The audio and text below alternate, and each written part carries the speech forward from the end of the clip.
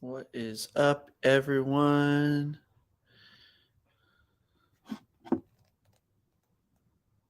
Oh boy.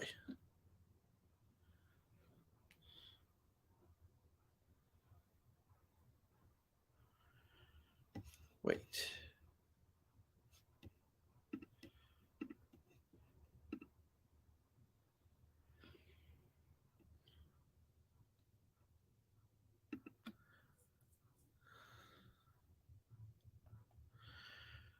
All right. Hopefully, you guys can hear me. I think we got some people here. All right. So, yeah. Okay. If you're joining me, hello. Um, I decided to do a last minute live stream if anyone's here. Drew Tavares is probably going to join me here in a little bit, but I, my wife is asleep. My baby's asleep. I'm wide awake. Um, and I can't really stop thinking about these episodes today, this episode of Mando in particular. And I just thought it would be fun to get on here and talk some Mando with you guys and some Bad Batch if you guys want to. And so, if anyone's out there, if anyone's joining me, um, and Drew will be on in a little bit potentially. Welcome. Um, Man, let's see here. While we're doing this, since no one's here, go ahead and share this. Since no one's here, go ahead.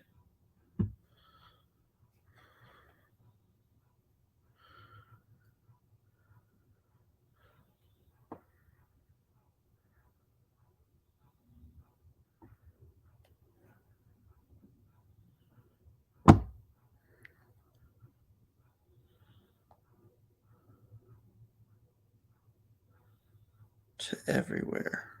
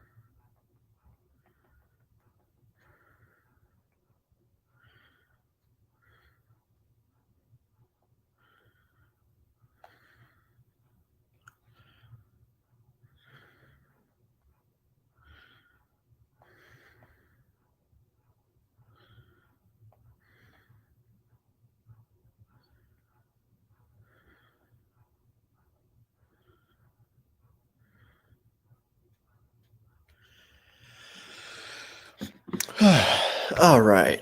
So, yeah. Anyone wants to join me? So,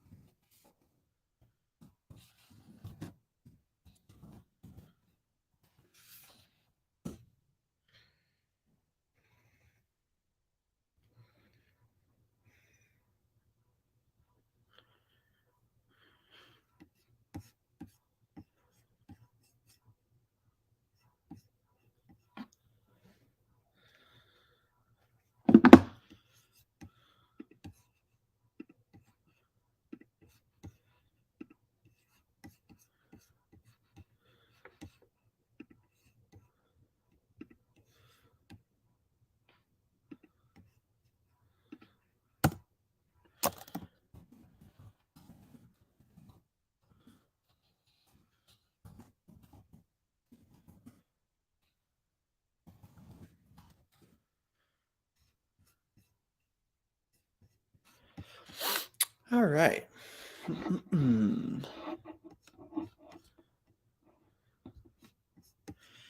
All right. So, yeah, my wife and child are asleep right now. I'm in my living room and honestly haven't been able to stop thinking about The Mandalorian and The Bad Batch today. We had a couple of great episodes today and haven't had anybody to talk to. And so I just figured I'd come on in here, see if any of you guys wanted to talk about it. And so if you're here, welcome. Get on in the chat. Let me know you're there and give me your thoughts on the Mando episode. Let's just start talking about it. I'm like dying to talk about it with someone. Man, like what a freaking episode of The Mandalorian. I have loved this season so far on pretty much every level. It's not a perfect show by any stretch of the imagination, but man, to me, The Mandalorian is just one of my favorite things Star Wars has ever done. It hits a very specific it's a very specific flavor and it nourishes a very specific part of my Star Wars fandom love, right? I feel like with The Last Jedi, with Andor, the thematic depth of Empire Strikes Back and Last Jedi and Andor, and then some of like the Clone Wars, some of Rebels. I mean, I think I think those are like peak Star Wars for me as far as like if there was Star Wars written specifically for me and I had my way 100% and it was done just for me, that's my style right there. Like that's my deal. But then there's this stuff like the Bad Batch and like the Mandalorian, and for me, those are just like the fun and the lore side of Star Wars that I just eat it up, and it's been so much fun to get that style again. After listen, I adore Andor is probably my favorite show we've gotten, but uh, it's been so much fun to get back into the swing of things with just really fun Star Wars. This episode was way different though. It looks like we have Michael, bro. I'm sorry, I'm going to pronounce your last name wrong. Michael Panagiotopoulos. Panagiotopoulos. I am sorry if I pronounced that wrong, but Michael, welcome. Michael says, loved it. It was way different than anyone thought, but damn, we needed to show that. Damn, we needed that to show us how big they will get by scope of what is coming, I feel. LMAO, same. Those are my top tier. So we share taste, I see. That's awesome. Yeah, I got it. I got your name. Thanks, dude. Yeah, dude. Okay, so yeah, one of the things about this episode, I love that you're talking about the scope of what the show is. I feel like this season has been a bigger scope in general already. You know, the first season was very small scale in like the best possible way. The first season was just this new character, and you know, these new characters nobody knew about before. It was just a totally new original character, and it was just more intimate story about this guy becoming a dad, you know, and in Star Wars, it's just so much fun.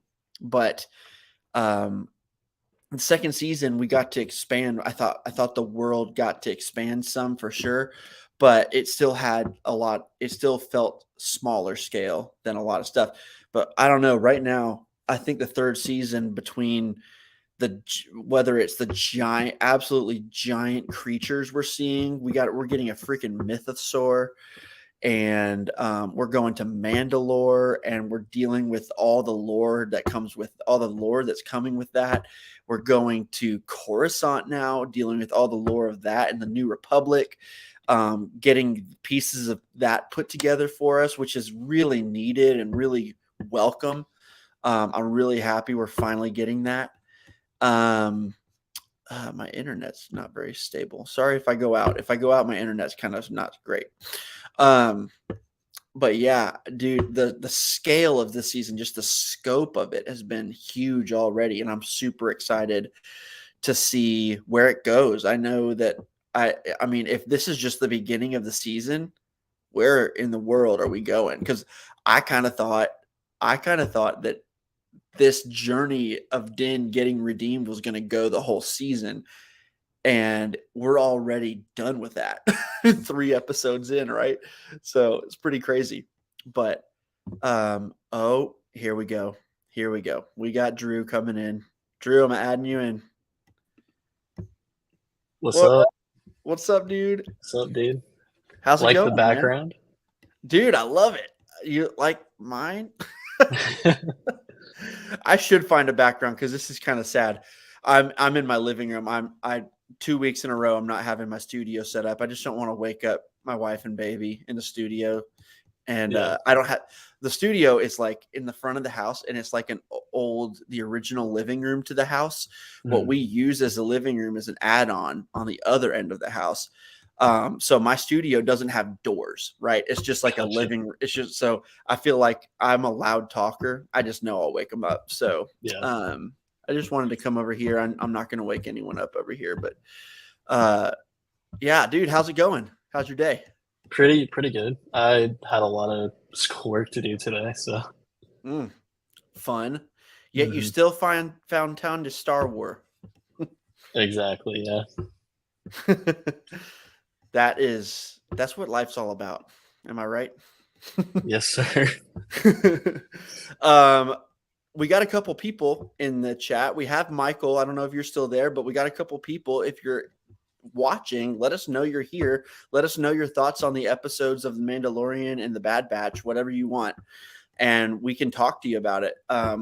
Drew and I, it's funny, the last few weeks, Drew and I have become, actually, this dates back to Visions, I think.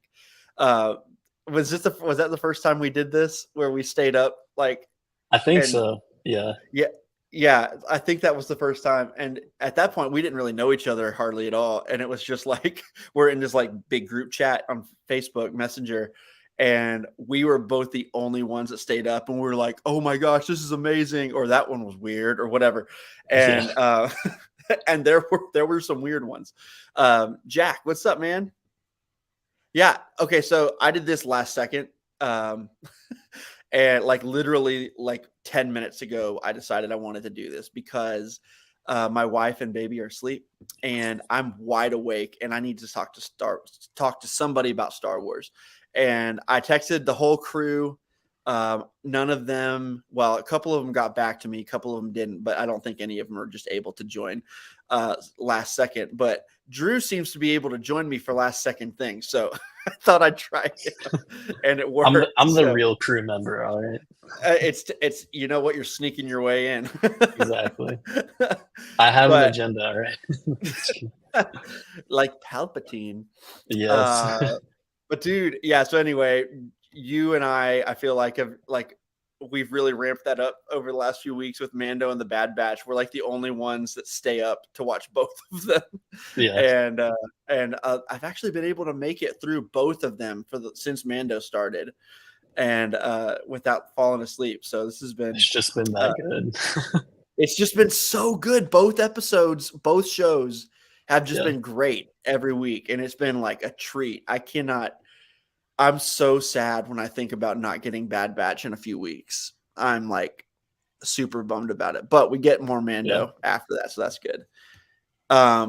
Dude, okay, so first of all, let me read Jack's comments, then I want to get your thoughts on stuff. Okay.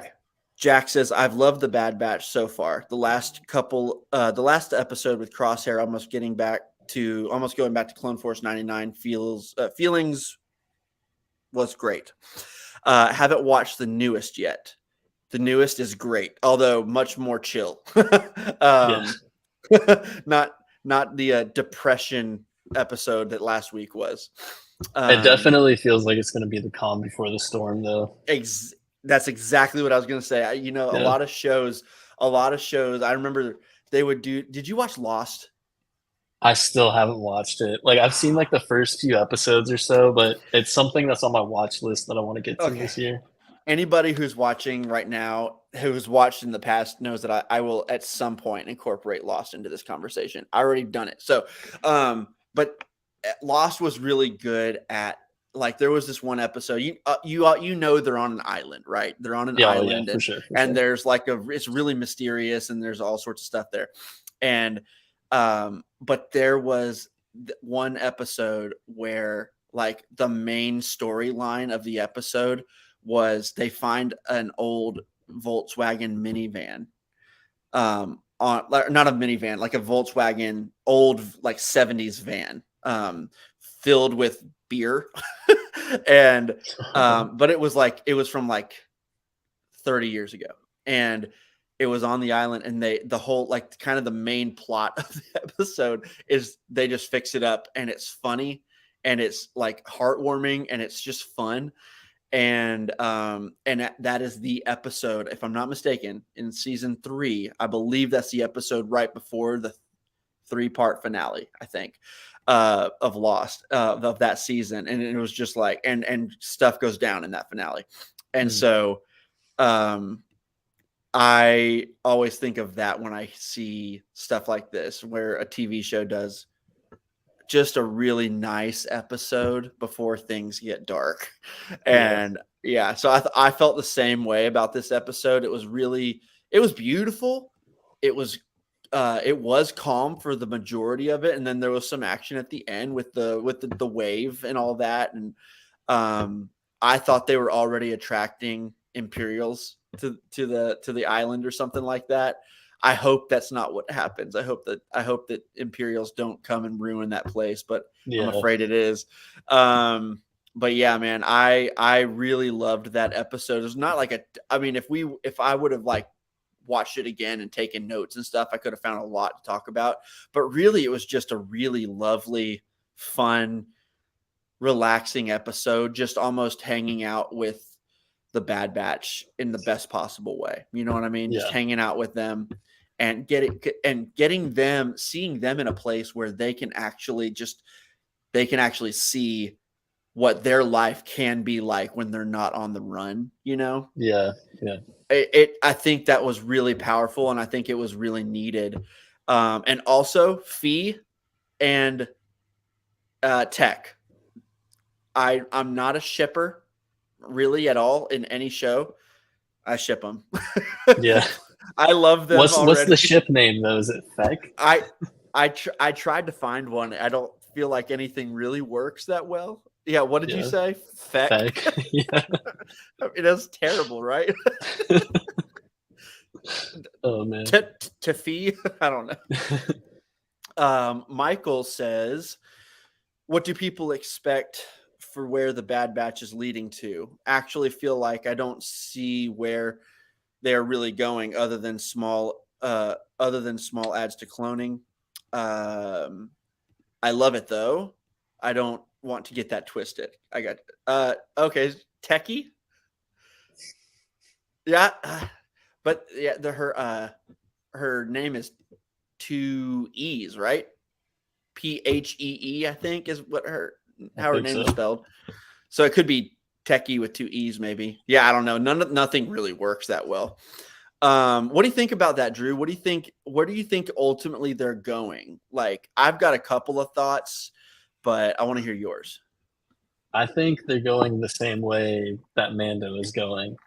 Um, Mm, I think like all of the shows right now are leading up kind of to the same point. That's what it really seems like.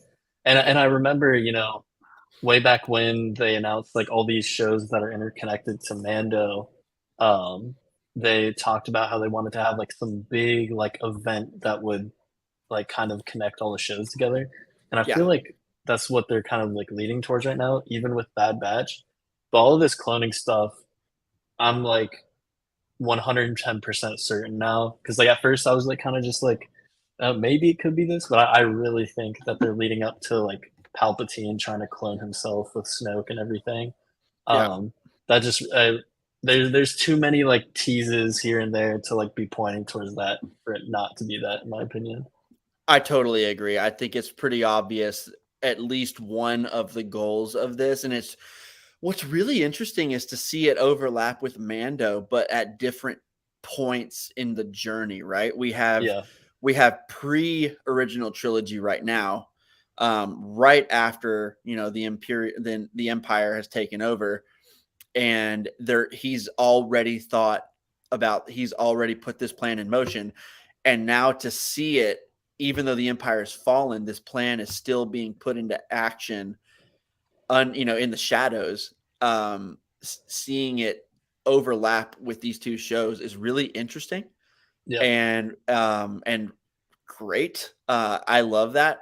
I also wonder, what I would really like to see. And this isn't an original idea by any stretch, but I've seen this, and I really like the idea of ultimately it leading up to some sort of a clone rebellion. I think that could be really cool because we've really seen from several different clones' perspective along the way that we've run into, just like the treatment they're getting as, um what did old crappy pants from last week, what do they call them, used equipment or something like that. So He basically, expendable. yeah, but he Yeah, basically called the clones, I don't like used equipment. Like, he basically called the clones yeah, used equipment expendable. And they are getting that, they even have brought up for the first time, I think the mid-season stuff, we had clone rights brought up for the first time.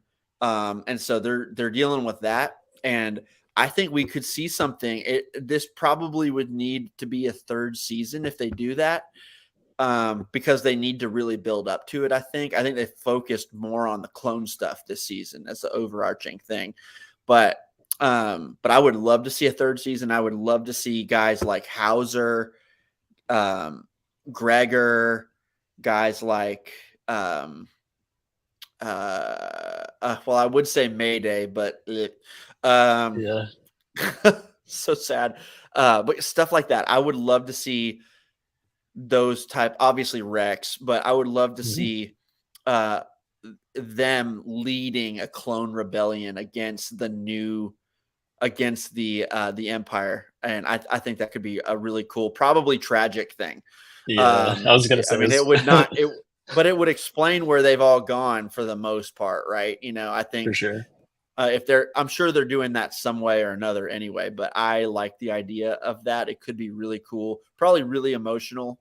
Um, but that's personally, to me, that's what I would like to see. I think it'd just be really cool, and a lot of Yeah, potential for really, um, gut punchy, deep, thematic storytelling. I really like that idea. But man, I just love. If you would have told me back when season 7 of the Clone Wars started, with the Bad Batch arc, that yeah, they're gonna make a show off of these characters, and you are going to like episodes of it more than The Mandalorian sometimes.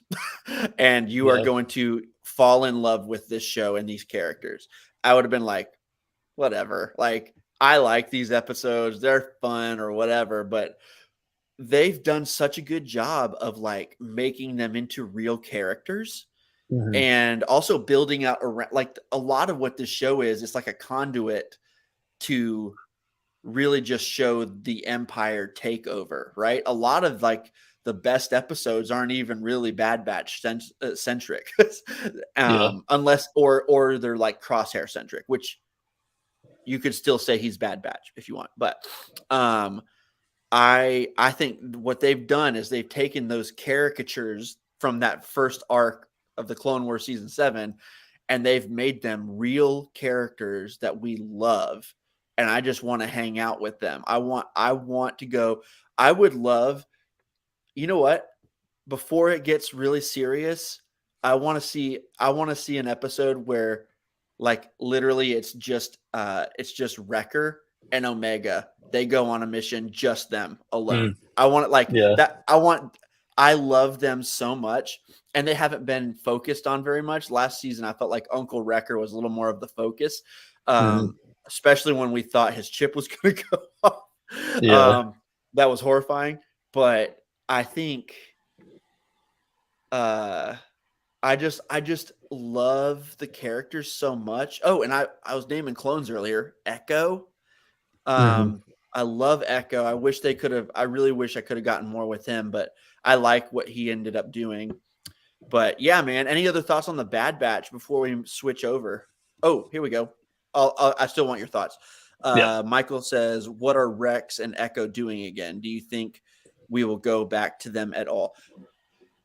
I, you know, to me, they could be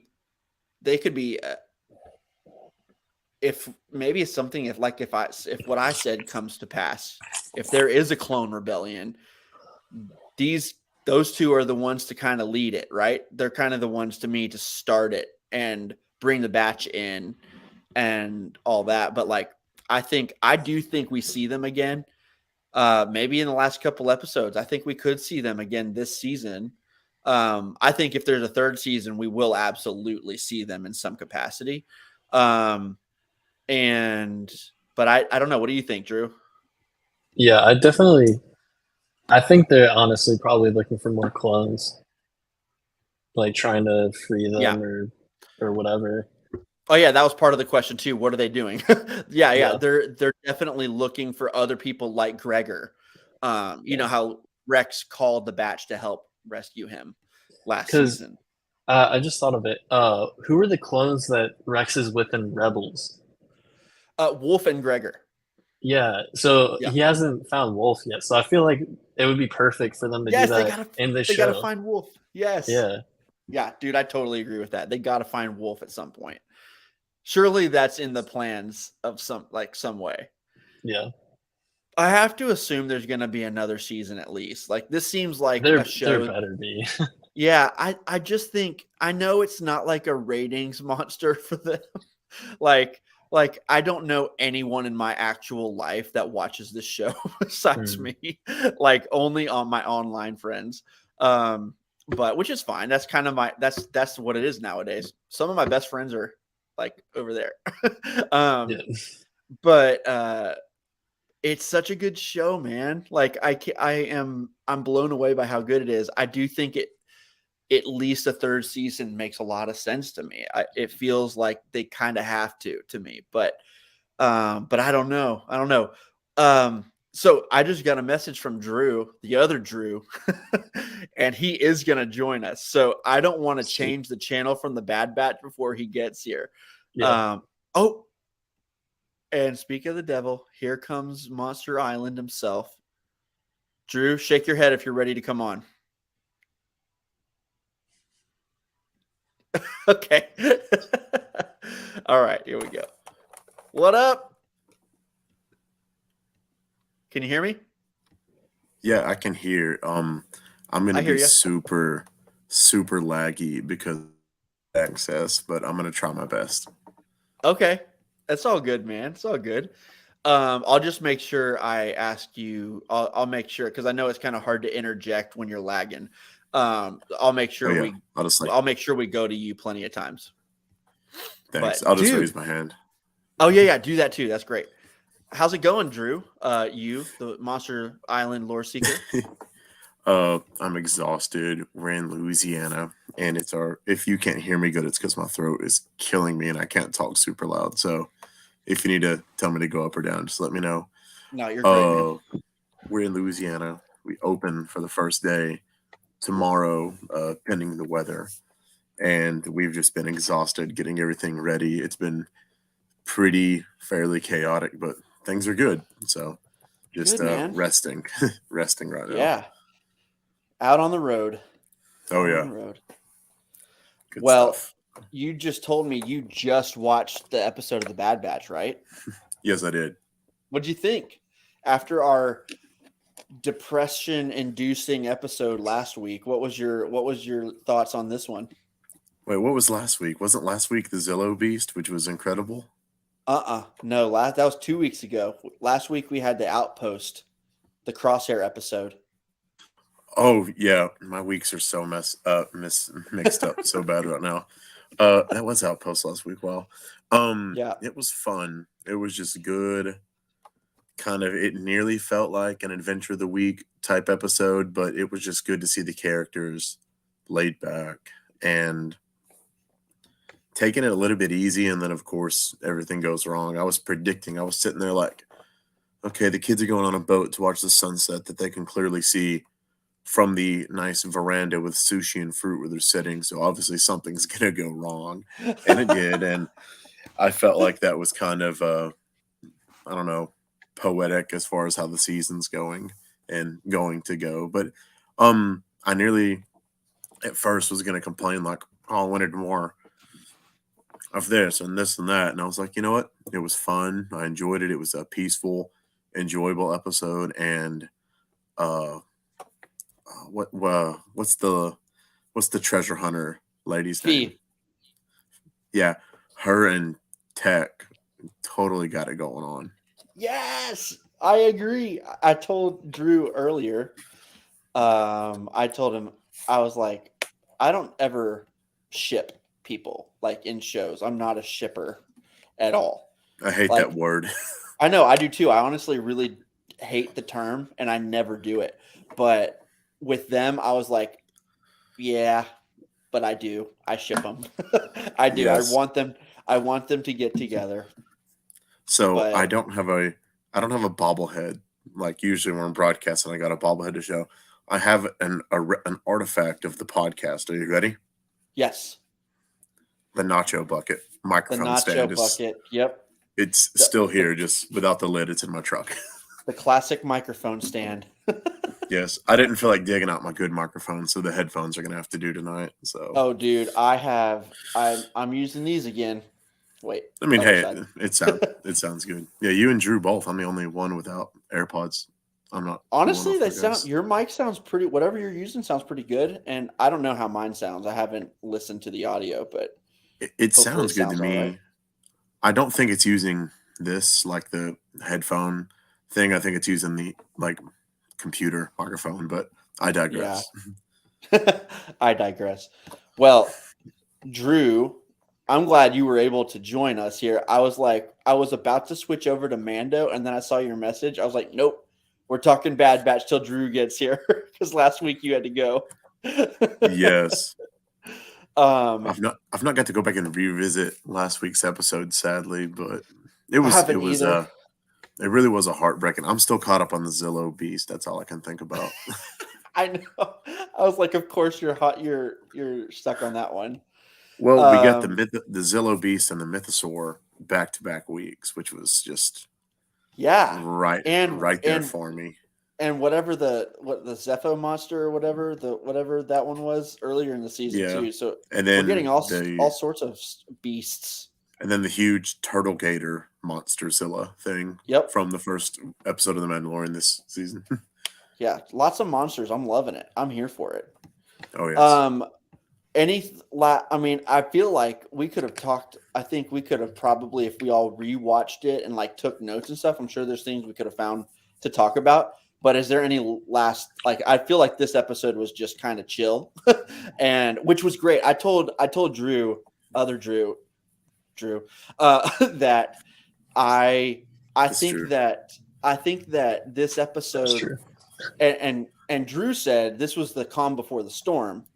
And I think I totally agree with that. And I told him I think it's just a great episode where we literally get to hang out with them and they get to see what life could be like not being on the run.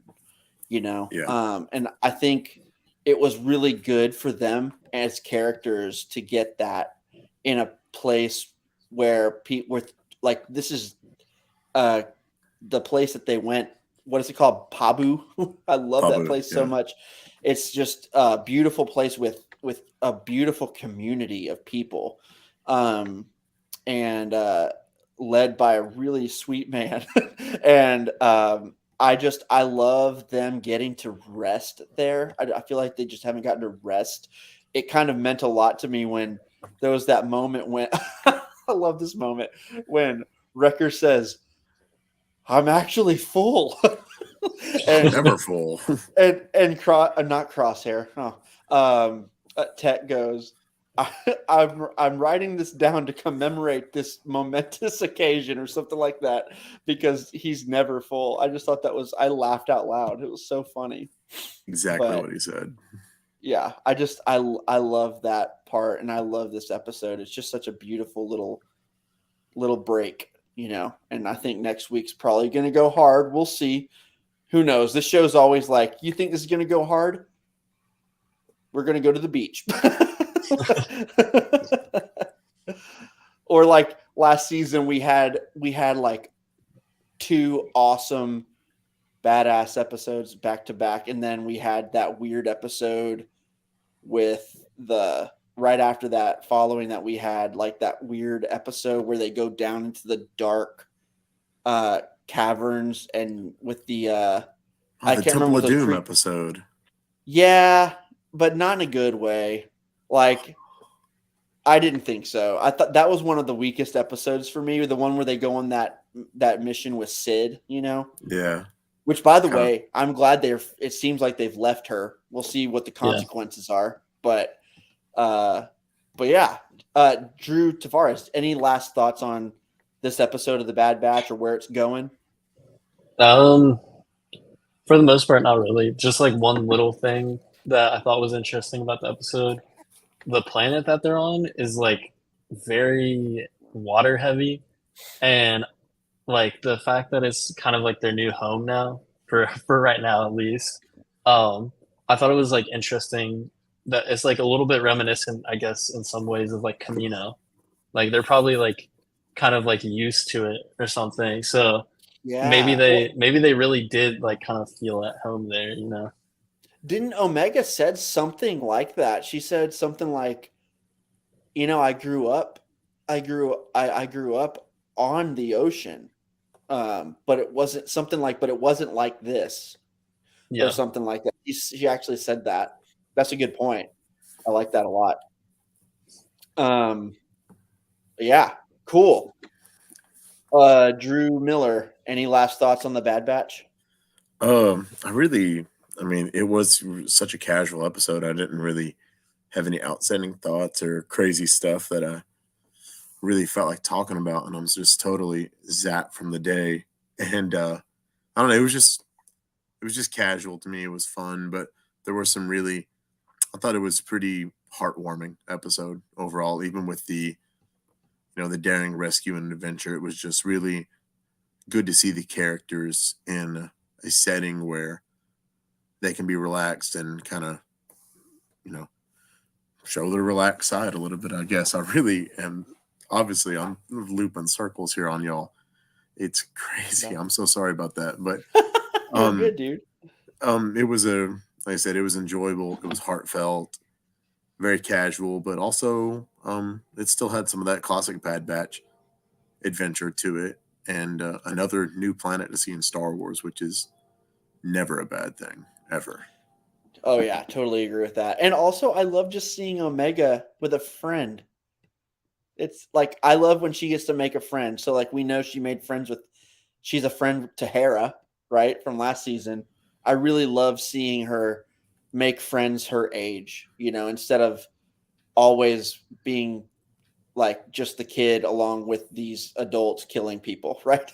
So I like the fact that she's grown in her skills, many different skills, but I also really like that she was able to take this episode, and while Tech was actually seemingly possibly getting a girlfriend, and while Wrecker was able to eat, and I felt like Hunter was able to just contemplate like maybe we should stay here. Omega was able to make a friend, and I thought that was really nice. Just a really nice thing. So, but yeah, why don't we get over to Mando? Shall we? Hold on one second. Oh, I could barely hear the train, Drew. So that's good. I muted it because it was super loud. Got it. I have one last Bad Batch thing. One last. Oh, go for it. Really fast. I forget what they're called, but the little worms that Zam Wessel tried to kill Padme with in Attack of the Clones that start with a K. Yes. They were in this episode, and that was cool. So yes, that was it. Yes. That's all I had. They tried to get Fee with that. Yeah, they started with a K, and then Hunter was just like, throw the knife. Cool. Yeah, that was awesome. That was all. I love that. That was all. All right. So I think this episode's got a pretty easy structure to talk about. Let's talk about the opening bit, then the middle bit, and then the main story, and then we'll talk about the closing part separately. How's that? And then we can talk about the structure of the episode itself, which was strange. Oh, yeah, definitely. Yeah, I guess we can talk about it as a whole first. Drew, you seem to have some thoughts there. Go ahead and say it. What do you think just as a whole? No, you. The one that was talking. Drew? Yeah. Me, Monster Island, Drew. Yeah, you seem to have some thoughts there. I know. I definitely. We probably share the same thoughts here. But what was your thoughts on just big picture? Don't give me any details about like different parts in the episode. Just your general feeling when you watch this episode. The episode, about halfway through, I was sitting there questioning, like, where are they going with this? I kind of knew where they were going and what they were doing. I was like, what's happening here? I was like, we've been on Coruscant a really long time, and I was already invested from the first few minutes of the show over what Mando was up to, and why doesn't Bo want to talk about what happened last week?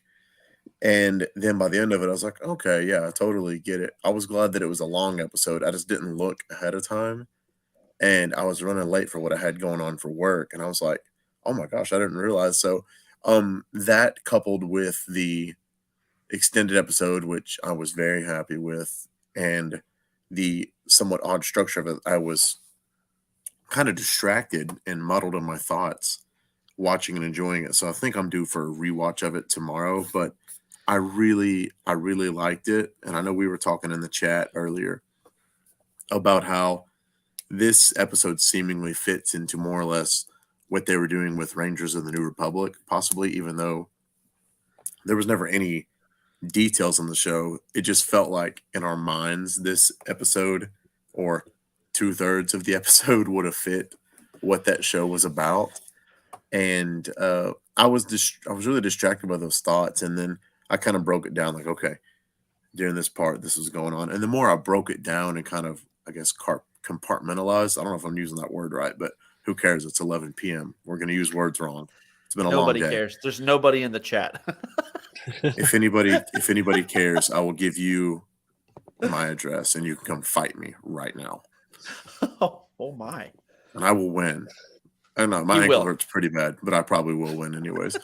Once I kind of broke the episode and really thought about it, I enjoyed it a lot. And as far as like the world building and exploring old familiar parts of the galaxy and seeing different parts of it and hearing like carousel music, like carnival festival carousel music, but it was Star Wars music. I was sitting there the whole time just like, yeah, I love this. But those are my big... of the Resistance. Yes, I really like that. And those glow in the dark like suckers they're eating, or in my head canon right now, those are glow in the dark corn dogs. So nobody will tell me otherwise until I learn what those were. But overall, big thoughts. I was distracted a touch by kind of how the episode went, but then by the time they kind of brought everything full circle at the end and I saw where they were going, I was like, oh yeah, this episode really, I think at the end of the season, we're going to look back and be like, that was a pretty pivotal moment as far as like how the story was being structured. So you get thumbs up from me for sure. Yeah. I get it because I actually had when the episode was over, I knew I really enjoyed it, but I even tweeted, what did I just watch? Like, Yes. it did not feel like a typical episode of The Mandalorian in any way. It started like one, right? And it ended like one. But that whole Coruscant middle section, the main story of this episode, was very much I guess it was more. I've heard some people compare it more to Andor. It was a lot of dialogue, and this show does not usually have much dialogue, and so a lot of dialogue and a lot of New Republic world building, lore building, which I knew you probably would appreciate, Drew Miller. And I appreciated the dialogue a lot too. Yeah, it was great. It was really good dialogue. And I think Gabe told us, Gabe told us, the writer, I cannot remember his name, but Jon Favreau co-wrote this one with someone else, I think, right? Is that correct? Yeah, and so it's a different writer than Jon Favreau probably had to do with some of the dialogue stuff going on. And so props to him and or Jon Favreau, whoever, penned it for the most part. But I really enjoyed, I knew at the end of the episode, I really enjoyed it, but I also was like, it is jarring going from that dogfight at the beginning, which was unbelievable. So good. Going like one of my favorites we've gotten, going to Coruscant, and then at the end going back to the Mando story. It was just like, what? What is happening? This episode is so weird. So I almost felt like if there's one gripe I have about this episode, which honestly, I've watched it again today, I just love it for what it is now. But if I do have a gripe, I would say I wonder if they should have made that episode just Coruscant. And if they could have put all of the Mando stuff, what was it, 10 minutes of Mando stuff total in this one, maybe? If they could have just put that at the end of the last episode, I feel like that could have been a cohesive episode. And then this one could have just felt like a cohesive episode on Coruscant. Kind of like when we go away from the Bad Batch during the Bad Batch for an entire episode. They don't even show up at all. We don't have to see Mando. We're in the third season. We know what the show is, right? They've earned enough trust. They've earned the trust with us to where they can go over here and tell another story for an episode. And we know they're not, I don't know. It's not going to Book of Boba Fett us. We're going to come back to Mando, right? I trust that. I really do. And so that was my only thought. Should they have put the Mando stuff in last week's, just did the Coruscant episode today? That would be my only gripe. I think that might have been a little better, but I really enjoyed the episode so much. I honestly can't stop thinking about it. This is doing things that I've wanted in Star Wars for a while, because y'all have heard me. We're all sequel defenders and appreciators, but I think all of us would also say some of the big glaring weaknesses of the sequels is the Palpatine stuff and the world building. And this is doing all that. And it's improving on all of that with the New Republic and actually showing us what that's like and all that. I think it's huge. And I'm really happy that we got a whole episode with it. And my mind's just spinning and racing from it. But yeah, so that's literally, that's why we're doing this right now. Last minute, I was like, can't stop thinking about this. I want to talk to anybody, somebody. And so I just jumped on here, and I didn't expect two people to join me. I'm really happy y'all could join me. But Drew Tavares, what did you think, man? Yeah, so definitely the structure just threw me off a bunch. Yeah. And especially not just the structure, but also the tonal shift because you have this like Oh yeah. super action packed dogfight, and then it just goes to like a super chill episode for the most part on Coruscant. It's just super weird.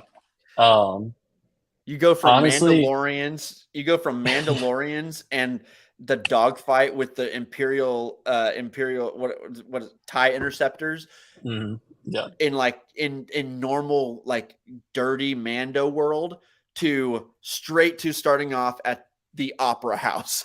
Like the fanciest place in Coruscant to start off. It was really jarring. Sorry, go ahead.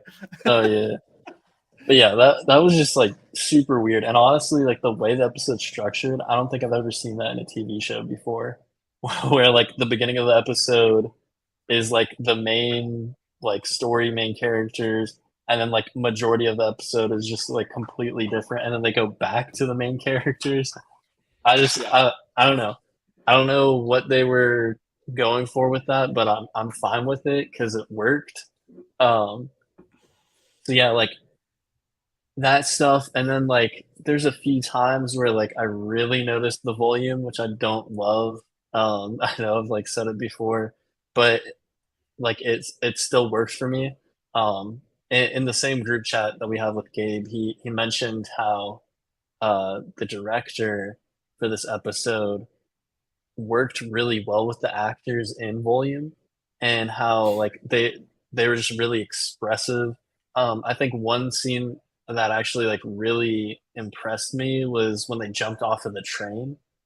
Um, just like for one, like that all looked really well, like being in the volume, and then also just their acting, like the way they reacted to that and everything. I thought that was really solid. Um, but yeah, like so I had those gripes with that at first, and like just after I finished the episode, I remember messaging you. Like we were both like, "What was that?"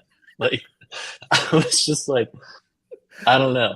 Like I didn't know what to think for like the longest time, but like now that I've thought about it all day, like I honestly really loved it, and I even was messaging one of my friends. He watched it today, and he's like, "I honestly thought that was mid." I was like, "I disagree." How? Okay, So and that's so funny because I was texting our certain point of view chat with all the hosts or whatever, yeah, and we were talking about it, and I felt like I couldn't tell. I felt like Drew felt like at least over text, it seemed like you were processing. You didn't know you were processing at the time. You didn't really know what you thought. Jessica also was like, it was pretty good, not my favorite, and I was like, what is wrong with you people? This is amazing. Like by that point, when I read those messages, I was like, I was to the point. I was past the point of like, this is weird, and I was to the point of how do you not love this? and uh and then Curry also has the same thoughts with as we do on the structure, but I think he overall really liked the episode a lot. So that's good. But I had the same experience. I was like, what is why are y'all not loving this as much as me? yeah. Like honestly, like if I would have just given a knee jerk reaction as soon as I finished it, I probably would have been like, I don't know, like this wasn't it. But like the Yeah. more I think about it, the more I see other people talking about it, I'm like, this episode honestly was pretty great. Like despite like the small little flaws here and there that I have with it, the world building, like we mentioned before, was incredible. Yeah. Because like even though I freaking love episode 7 and episode 8, like the Star Wars movies, the lack of just any sort of world building with like the or not the new resistance, the new republic and Snoke and Palpatine, all that stuff. It's just like that is one critique that the Last Jedi haters have, that like honestly I'm like, all right, I can agree with you on that. And Yep. so I'm really glad they're like finally diving into that a lot more than I ever expected, honestly. because we got little Yeah. glimpses of it here and there in like season 1 and season 2 with the New Republic pilots, and I thought they were just kind of like gonna leave it at that and like build stuff up slowly, but like this was just like feet first into new world building, um, and then also I like how it kind of ties in with the themes of Bad Batch right now, where there's a lot of emphasis in Bad Batch on like veterans and like finding their place in the world, and Yes. they're doing that, but kind of in reverse. So, Bad Batch is them leaving the Empire, and this is the Empire joining the New Republic. So I thought that was like really interesting, and I really feel like there's a reason why they're like doing that, and these are like coinciding at the same time. Like it can't Yeah. just be a coincidence. So yeah. Yeah. Dude, I totally agree. I love so much that they're going into that with these shows. It is really curious the overlap we're getting. It can't be an accident. Like even though we're at different ends of the war, it definitely feels like there's a lot of symbolism that is parallel, Mhm. It's really cool. It's really cool to see. But yeah, let's talk about before we go. We'll go back to Coruscant in a minute. We got to talk about the beginning of this episode. We start off in the in the caves, in the mines. The mines. I can't help it. We start off in the mines, and really interesting. Bo asks Din, "Did you see anything? Did you see anything alive down there?" And he says, "What do you mean?" And she says nothing. And she doesn't tell Din about that. What do y'all make of that choice? What is she thinking? I still think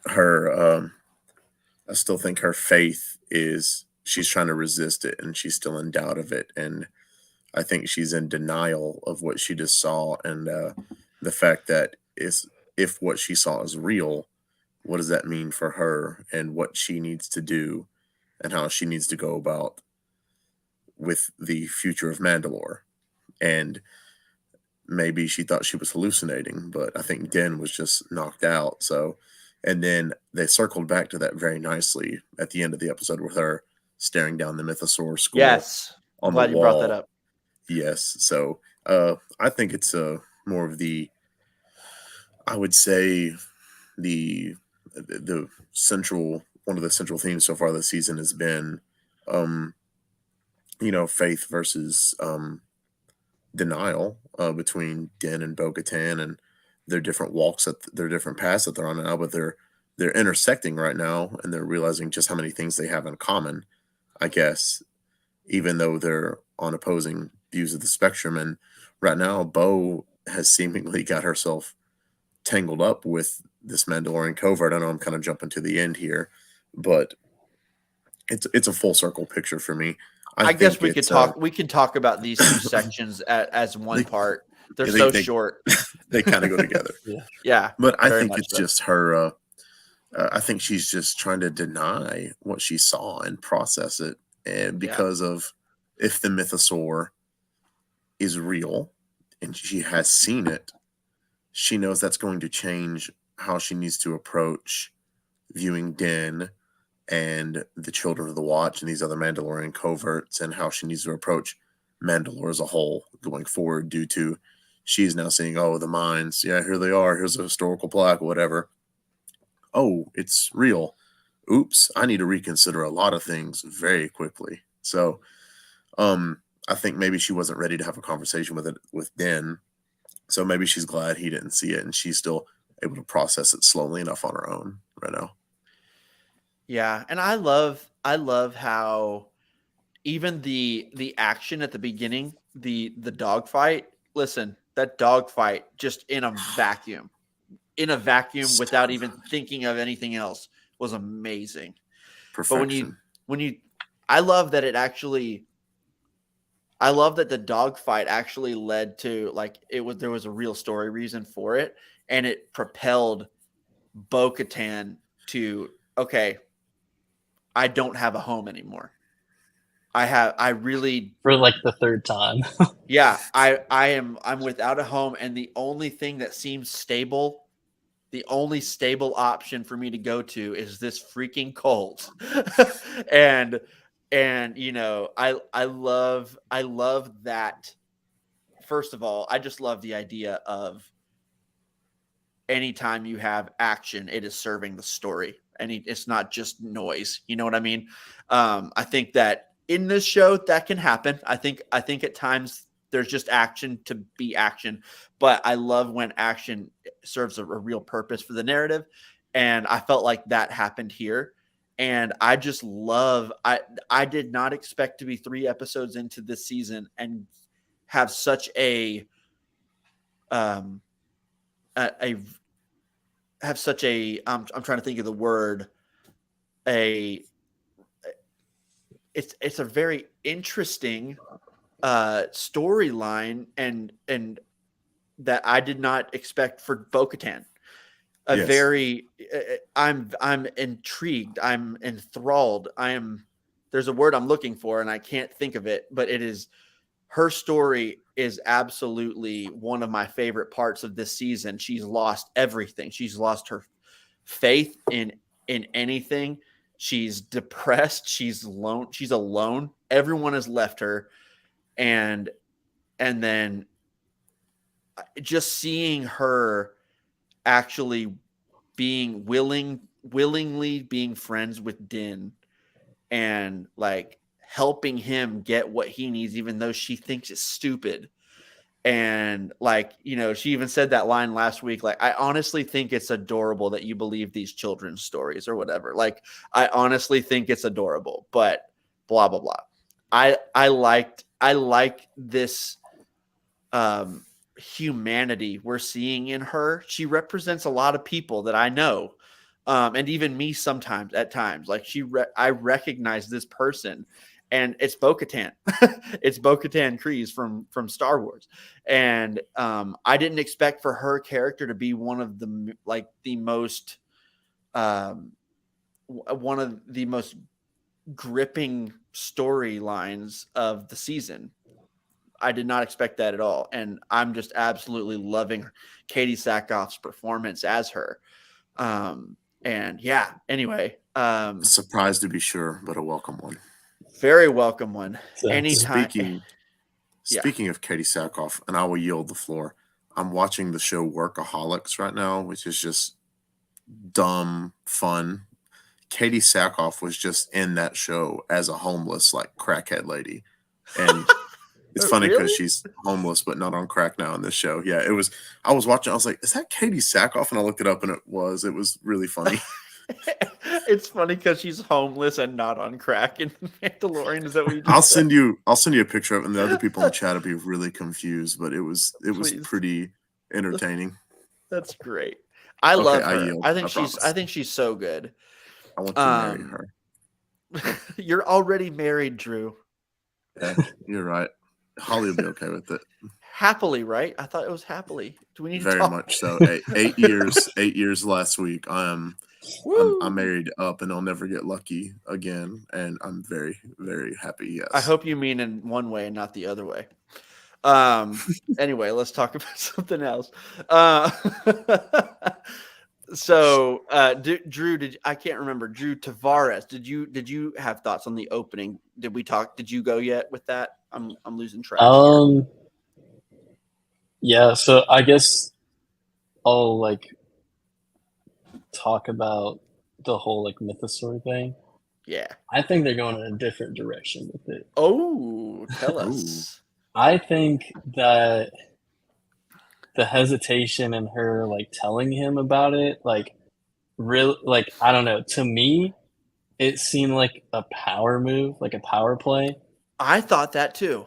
Because and I especially felt that during the ending of the episode, because like she went over and like looked at it again, and then she became like a part of this like cult now, and everyone was like going up to her and like talking to her and like saying like this is the way, whatever they were saying. I don't remember, if you could even like audibly hear them. But they were all like going up to her, and just like the amount of like the amount of like presence that she had in the room because of like who she is. Like her, like obviously they went up to her like that because it's like, oh, this is freaking Bo Katan. Like the I don't know. I really feel like they keep like doing like these little teases, and I really feel like they're playing with this storyline where she still wants to like kind of be in charge.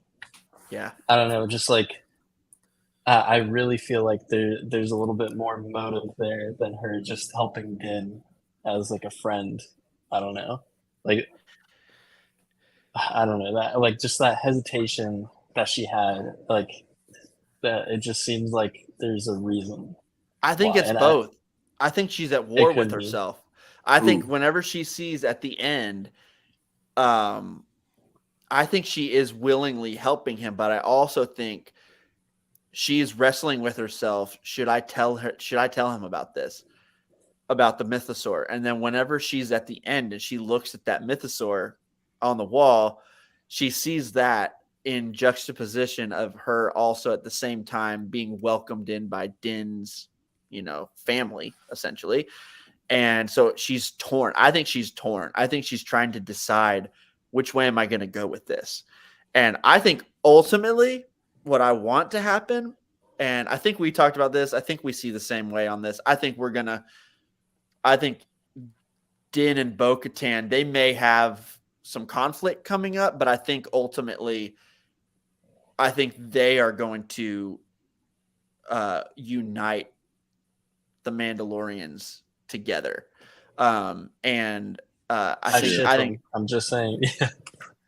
I listen, a lot of people online are like, no, do not do that. I hate it. I hate it. And I'm like, why? If they develop that, I already think they're developing at least a bond, a natural bond between the two of them. Why not? If they develop that and it's a natural fit, I don't know why. Yeah. I mean, maybe it's not like the best now, but give it a couple episodes. Maybe it'll feel good. Like They've got some chemistry understand for people sure. make up their mind. People make up their minds like right off the bat before like what they think of something before they let anything play out. Drives me crazy. But man, I just think this is so. I know we talked about this last week, but this is so interesting. This whole Children of the Watch angle with Bo-Katan and with Din.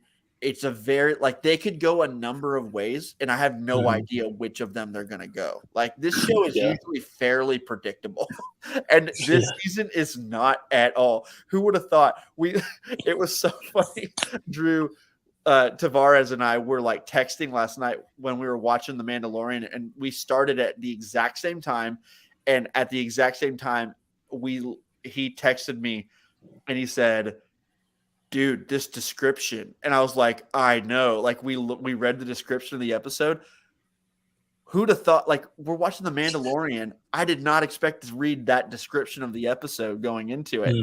And so I think this season is just like a game changer for this show. And I'm loving it. I'm pretty much loving every second of it at this point. I don't know. I don't have very few gripes with it. None. Unlike some people we know. Very true. Oh my goodness. But man, okay, so I just want to talk about the dogfight. We talked about the deep stuff or whatever. Dogfight. Incredible. Like, I think the last couple of seasons, we've actually had a couple of strangely cool dogfights with Mando in the Razor Crest. We actually had a couple of really cool ones, but it's the Razor Crest. I was every time that you see the Razor Crest doing that, it's like I can't believe that's doing that. I love the Razor Crest. I miss it to death, but it's also not a sexy ship in any way. But the things that he can do with this N1 starfighter is just the way that he the way, first of all, when he drops out of Bo's ship and just comes like this close to those TIE interceptors, like that was awesome. And then the way he lands on the platform, gets into his N1, and then just like right from the get go, just so sick. And that move that Bo-Katan pulled at the end, it kind of reminded me a little bit of Rey in The Force Awakens at the beginning. Kind of reminded me of that just a little bit. But I thought that was so sick. I just feel like all of that, the visuals of all of that is just stunning. Like it looks incredible. I was like, this is crazy for a TV show, honestly. Wow. A Disney Plus show looks like this. Absolutely nuts. It's so Exactly. crazy. You know, like even oh good. No, go ahead.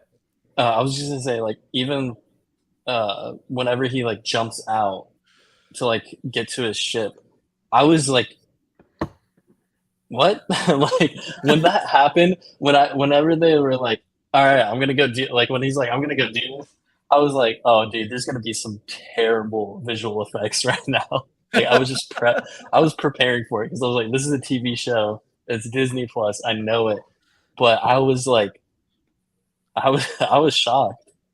Yeah. There was one bad shot that stood out to me so bad. When he falls on the ground and then jumps up on the N1 to get in the canopy, they like sped it up and it looked animated. And it really I was like, what? And then he took off like crazy off the platform and I forgot about it. I didn't even notice that. Interesting. If you watch it, you'll be like, oh, I see that now. And then you'll forget about it because the dogfight's so awesome. Carry on. And it is. Yes. Yeah. It's just so good. I love them working together too, going back to just them together. I just think they're they're clearly a good team, right? Like I love their dynamic, but when you actually see them in action like that, it's really cool. That I can't really get over. The direction of that scene and the effects they used, and then at the end, like I said, the way that it ties into it actually pushes the story forward. How it's just like a narrative action sequence that is also just a hell of a good time. It's so much fun. Yes. I love it. I just was like, this is just Star Wars right now. I love it. This after Andor, and again, I'm just going to keep reiterating, perfect show. I will fight anyone. Drew, I'll fight you down there. I will fight you. This Andor is a perfect show, but I missed this in Star Wars. I did miss this, and like even like directly after this part, we go to Coruscant and we see all those weirdo aliens everywhere. I missed that. That was one of the things that I was like, it was always notable in Andor when we saw an alien, which I get why they did it, and I liked it, but I did miss, especially on Coruscant, I missed that. And they just cut straight to it. The Opera House, we got all sorts of creatures, all sorts of weird looking creatures everywhere. Lots of, oh man, I'm blanking on Akbar. What are they called? Mon Calamari. Mon Calamari. Lots of Mon Calamari action in this one. But yeah, anyway, I think I'm naturally switching the conversation to the middle section of the episode. Do we have anything else on the dogfight? The only thing I have as far as the freaking ruled. Yes. The only thing I have as far as the Mandalorian stuff is it's something that's been underlying the whole time, but we really saw it, is the tension between Vizsla and Bo-Katan. Oh yeah. That's that's going to come to head, and she's going to put a whooping on him because Din beat Vizsla in a fight, and Bo would take Din 9 times out of 10. Yeah, and Din beat him, but he looked awful when he beat him. Yeah. Like, it was pretty evenly matched because Din sucks with that dark saber. She moves So with that thing like it is a part of her. Like, yes. it's beautiful. And honestly, I hope she trains Din in it. I hope maybe she's the one that gets to do that. I think that could be cool. Or I think maybe last week, I think Drew mentioned Sabine. Maybe I can't remember if that was you that said that. I thought that could be that could be cool too. Sabine could train Din with it too. I bet you. I think that she's a cameo we could see that makes so much sense for the season. I think that could totally happen. Yeah. I've said it. Yep. Anybody else craving some Imperial biscuits now? Nope, not even a little bit. Not even the red ones. Not even the red ones. Especially not this. I tried the red one. Let's get to that, shall we? Let's get to the middle section. So this is the main story. It switches after that dogfight sequence and after all that to just the Coruscant skyline and just beautiful music. We go to the opera house and we see Pershing, Dr. Pershing. I am so happy we finally got an episode where he was the main character of this episode. And they've been teasing him for 2 seasons now. And I think this is one of the reasons why this episode did not feel like, when I take a step back and I watch it again, it feels cohesive enough for me, even though the structure is odd. It feels like The Mandalorian to me still, even though it's weird. It still feels like The Mandalorian because Dr. Pershing was introduced in like episode 3 of this show. We've seen him from basically the beginning. And he's always been kind of mysterious because he's been working with the Imperials, but he's always been like, he's helped us a little bit along the way. He saved Grogu's life, but it was always like, yeah, but are you really good? Like, I don't know. And in this episode, we really got to know Dr. Pershing, and I think he is genuinely well-meaning. He's a well-meaning person. But I also have this horrible feeling that it's going to be his doing that we get Snoke and eventually Palpatine. I think he's going to be a very instrumental piece to it. And it's because and it all starts with this really, and I think this is one reason why I love this episode. It's not just like, oh, cool, Coruscant. Oh, cool. The tallest mountain on Coruscant. You can see the top of it. Oh, cool. Like, those things are awesome. I love all that stuff. But ultimately, this episode was about a man who has a gift, who has actually a skill and a knowledge in a way that could actually be very beneficial for the good of the New Republic. And I think that he has a kind of a conundrum. He's got I think we see a couple of people in this episode battling inside themselves. We have Bo-Katan with what we talked about earlier, but I think Dr. Pershing in this episode is like, well, the New Republic, I don't want to do what I was doing for the Empire. I never want to do that again. I have much shame for that. But I also think that what I'm good at can be useful to the New Republic. If only I could just work on it. He's got this moral dilemma that's like, should I go against the New Republic or should I not? And ultimately, he decides to go against the New Republic to help the New Republic.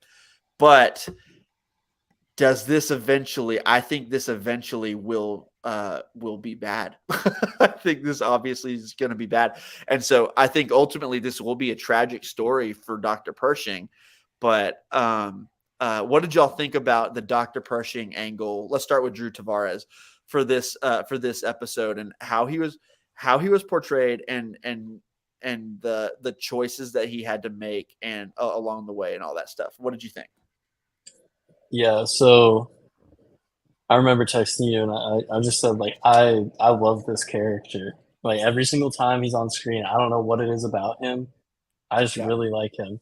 And it was that way for, like, the first 2 seasons, too. So to finally, like, dive into his character is really, really awesome. But what makes it super awesome is that his story is really fascinating. I mean, like, right from the get-go, he's, like, talking about how his mom died from like heart failure, and that's the reason why he got into like cloning and stuff, because he wanted to help people.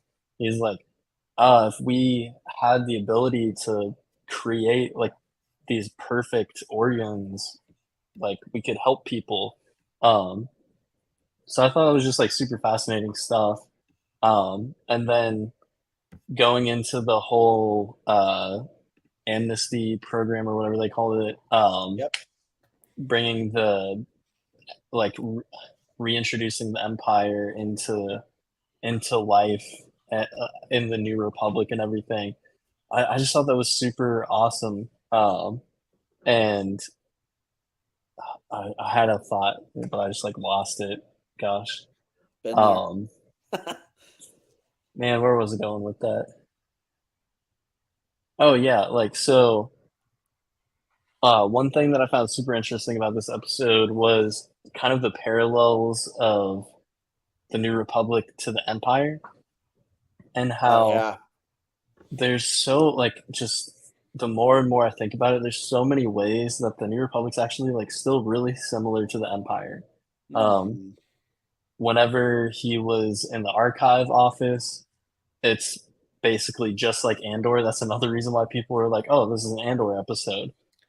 Like their computers, like their technology, everything was like just like it was in Andor. They're using code names, like or like ID names that the Empire used, that the clones use. So they're still like holding on to that. And then there was the moment where Pershing was like, "Hey, this imperial data that we have, like it can actually be used. Like you can use this for good." And like he really like tried saying like and showing like, "Hey, I can like get you whatever's on this like I don't even know what those card things are." Yeah. Um, but he's GPS like reports. Yeah. the Yeah. floppy disk. He's like, "Yeah, I can like help you get this data." And then the guy was just like, I mean, you'd have to like submit a file or like submit a report or whatever. But people in the amnesty program, I've never seen anyone do that before. But I mean, we're not the Empire anyway, so we don't need it. We can just scrap it, and we're behind right now. So just just shrug it off. I just thought that was really interesting. And it's all a And little bit creepier because everyone's yeah, like, we're not the Empire. Don't worry, we're not the Empire. They're like all yes, trying to convince us that we're not the Empire, but kind of seems like I don't know. It's like it's just a little less bad, you know? exactly, exactly. Yeah, I think, and I'm really curious to read how it got there because I know there's a lot of stuff in Bloodline. I think is the book that goes from Leia's perspective with that, and I know Hmm. is she the um, chancellor at the time, or is there someone else? I can't remember. Mm. I Is it can't remember Leia? either. I can't remember how it goes. I cannot remember. I feel like there might be another person who's a chancellor, someone else. I'm Yeah, sure there might be. if you're listening to the audio version of this later, sorry that I don't know this, but I do want to read Bloodline even more now because of this episode. It actually kind of spurred me to want to read that more, and because I'm dying to know, like Leia is at the very least, she has a ton of power in this New Republic. I want to see how it got here, and I you have to know we know Leia, this is not how she wanted it to become. Like this has gone beyond what this has gone to something that she never would have intended the New Republic to become. And I want to see how it got there. I want to see that process. And I think that's super interesting. Like at the dude, the freaking mind flayer thing. It was just like no, Dr. Pershing was like, this is a mind. No, this is still a mind flayer. like this is still the same instrument. You're just not using it on high. Yeah. It's not a I thought that toaster, was it's a crazy. bagel toaster. Yeah, it's like I thought that was crazy. It's all it is just a low setting on it. Yeah, Like, and the Mon Calamari guy was like, no, it's quite pleasant. I've had the procedure myself, and I loved it. Like he's like, oh yeah, I was lobotomized. It's okay. Like it's pretty creepy, man. It really is. Mm-hmm. I want to say real quick. Oh yeah. Real quick, I just want to say about that scene. I don't know if it was intentional or not, but the fact that he said, "No, this is a trap" to a Mon Calamari, I'm like, I can't tell if that was like a fan service It had little, to be a like, little joke, bit of one. Like it literally was like he said it's a trap, and then the next frame cut to the Mon Calamari. It had to have been like at least like a wink and a nod. It's a trap. I want to give a shout out to Katie O'Brien. She's having a good year. She was just in Quantumania, where she was a freedom fighter, and I like her. I like her as an actress. I think she's really cool. She's getting a lot. She had a lot more lines in this episode, and I think there was from the very beginning, I did not trust her. I did not trust her at all. But there was one point in the middle, I think when they were at the fair, I was like, I don't know, maybe, I don't know, maybe she means well, but it became very obvious at some point. Like, no, I don't trust you, and neither should you, Dr. Pershing, you gullible, lovable person. But I thought she was great in this episode. I love the idea, like when it reveals that she's there in the amnesty program, where it's like, this is G11 or whatever the numbers are. This is blah, blah, blah. And this is blah, blah, blah. And it pans up on her face and the music gets dark there for a second. It's like, what? And you just instantly feel this tension. And I even love when Pershing was like, I didn't expect to run into anyone from Moff Gideon's ship here. It was just I from the very beginning, though, I really liked her presence on screen. I thought she was really good. What did y'all think of her and her character in the episode? She was had a lot of layers going on, which I really enjoyed. When a character's not just here they are, we had to really figure out what's going on, especially when they showed her in the flashback where she has that like mystery transmission. So there's a big theory of, who's the mystery transmission to. I have a theory. Unless they showed it. I don't remember. I'd have to go back and watch. You know what? I actually skipped the intro part. What did you what did they show? It was when Gideon's ship was being evacuated and she's on there and they show her like, what do you got for me? Is what she says or something like that. Okay. And I don't think they showed who she was talking to, but I think I know who she's talking to. Wink, wink, nod, nod, But her character had some very I wouldn't say overly complex, but you definitely had to peel some layers on her for sure. And she was very consistent through her layers, even as like, say she's undercover, like they have her in the amnesty program to kind of weed out people who maybe shouldn't still be there, which the amnesty program, as far as world building, was really cool. And it made me think of Knights of the Old Republic, like the city of Taurus, the planet city of Taurus. I don't know why. It just made me think about that. So there you have it. But any excuse to think about Knights of the Old Republic is good. I did enjoy her character, and she has, like I said, she's been having a good year. I don't know what else I've seen her in, but I did enjoy her character in Quantumania. But this one was good, and she's kind of one of those characters that you forget she was there, and then like, oh, this actress is talented, so now we're going to take her kind of throwaway character and we're going to use them for something really important. And I really like it when Star Wars does that. So the train is coming again, but I'm just going to keep talking, but you might or might not hear it. We're very close to train tracks, and I hate it so much. Ooh, there it is. Yes, isn't that something? It's like just about 200 foot behind me. Yeah, Man. imagine that at 3 a.m. after you've just gotten good to sleep again. It's horrible. I hate Louisiana. Yikes. Hate it. Not as much as I hate Illinois, but that's a different topic for a different time. But like I said, her character, to quote Shrek, was like an onion. It's got layers. And I like that boulder. It's a nice boulder. Hey, that actually applies to this episode too. It really does. It really does. Wow. I enjoyed her a lot. I think I've said that like 5 times, but I'm interested to see where they go with her character. Was this a one and done where she's like is she a spy for the New Republic? Where she's helping weed out people?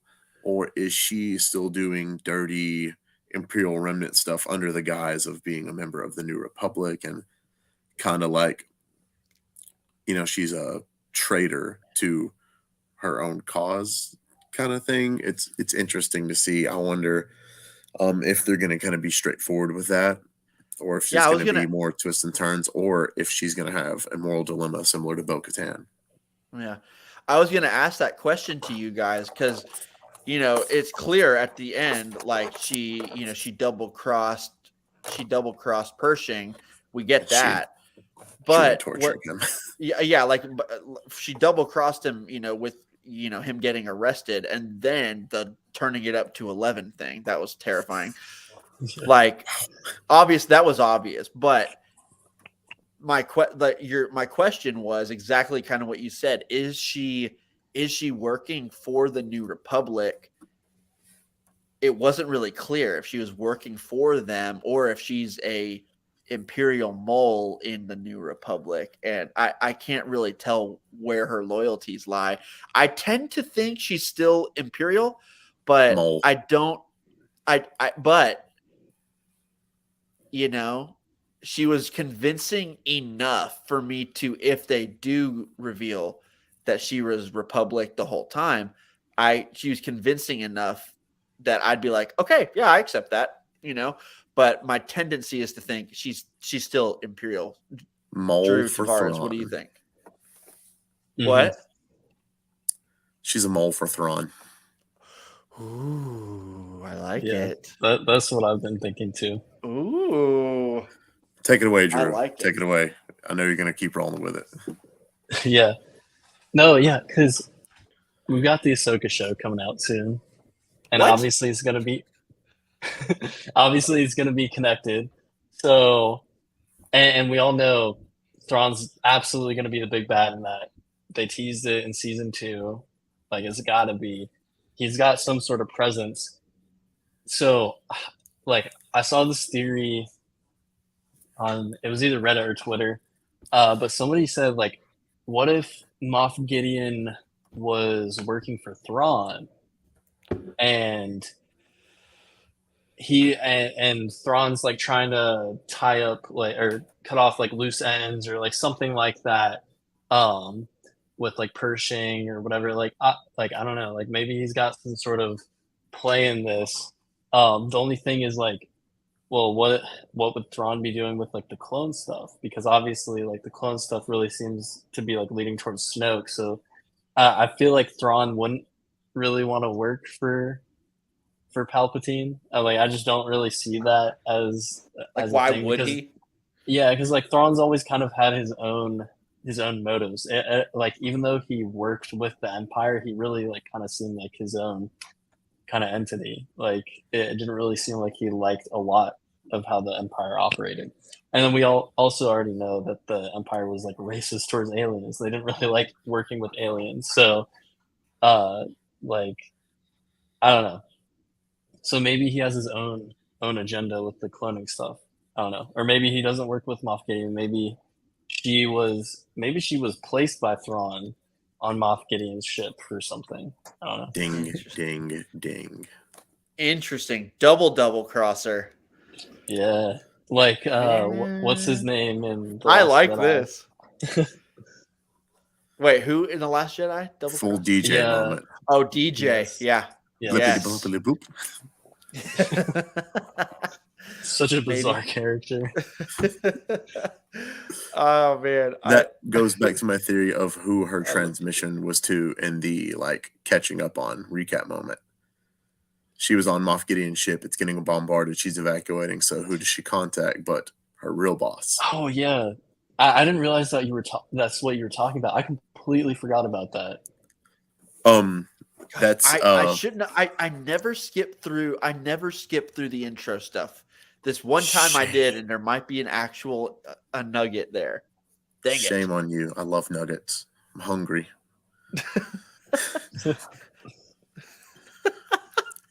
Drew, I like 11:45. Drew. Listen, 11:45 Drew's struggling right now because usually 11:45 Drew just got done working and is usually pretty amped up. But I am tired. Whatever that noise was. I'm just rough. I turned off the TV at 10:30. Usually I'm leaving like customers at 10:30. So it's just been a day. Yeah. But it's good. Well, we won't be on too much longer. I honestly like we've covered a lot of our main things. I know we like briefly touched on it, but how cool was that? Like you got to see the mountaintop of the only visible part of the actual planet itself. That awesome. Mountaintop. How that is I know that was apparently I saw that was I think that was mentioned in Light of the Jedi, I think. Mm-hmm. And I forgot about that because I've actually read that book. I totally forgot about that. But that is just that's something, you know, I've been watching Coruscant since I was a kid in the prequels. You never think about the planet itself underneath. I never ever think about it. And when I saw that, I was like, oh yeah, there's actual like stuff down there. That's so cool. I just Boulders.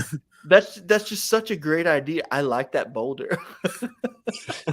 But it's just a small little thing, but I love that. That's a touch that I really love. You know, that's a world building touch that I love. And I like that moment between the two of them when she was like, you should touch it. And he was like, I don't know. Am I allowed? She's like, are you allowed? This isn't the Empire. And then he does. And she knew that was going to happen. And it was like, it will. At that point, I questioned, like, wait, I kind of feel like she just wants to be his friend. You know, that was the moment where I was like, it seemed she did a good job of convincing me that she just wanted to be his friend. And that was the pinnacle of my trusting her, even though it was still like, she friend zoned him. Yeah. Well, I never got that vibe. I never got anything other than friends, but from either of them. But yeah. So, what did you any thoughts on that, or any just little details throughout the episode that you appreciated? They were everywhere. I thought they were everywhere in this episode. The Twi'lek male that was helping her set up the torture device. It's an idiot. He only had the Leku. He had no facial or hand prosthetics, and it was very jarring. Yeah, I was like, it was almost like he was just wearing a Leku hat. that's all he was wearing. I was like, what is? Also, I was like, thank goodness the lighting is really low in this scene, or that would look extra terrible. No, it still looked bad. That one looked really bad. I was like, I'm with you. As good as the Mon Calamari character looked, and like the dialogue and the setup there, I was like, I'm very distracted by this cosplay right here. I have found that for whatever reason, Disney Star Wars has had a really hard time with live action. Live action. You just said what? Now I'm Prosthetics losing and it. alien prosthetics. No, not just this specific race. Oh, Twi'leks? With Twi'leks. Yeah, I have found that. And especially in the Book of Boba Fett, they looked terrible except for Mommy.